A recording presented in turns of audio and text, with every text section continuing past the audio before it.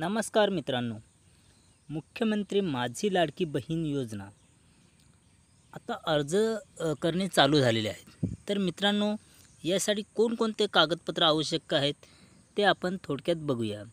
तर हेच कागदपत्र तुम्ही अपलोड करा. अफवांना बळी पडू नका. तर कागदपत्र आपण एकदा बघूया कोणकोणते कागदपत्र आहेत ते. मित्रांनो, मुख्यमंत्री माझी बहीण लाडकी योजना लागणारे आवश्यक कागदपत्रे. तर बघूया कोणकोणते कागदपत्र लागत आहेत ते.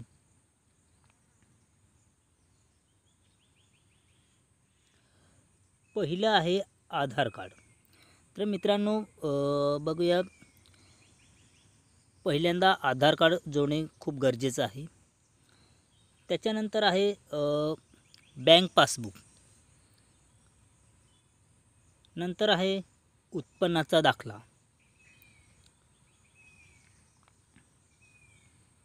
मित्रांनो, उत्पन्नाचा दाखला ज्याच्याकडे नसला तर त्यांनी पिवळे किंवा केसरी रेशनिंग कार्डचा झेरॉक्स जोडायचा आहे.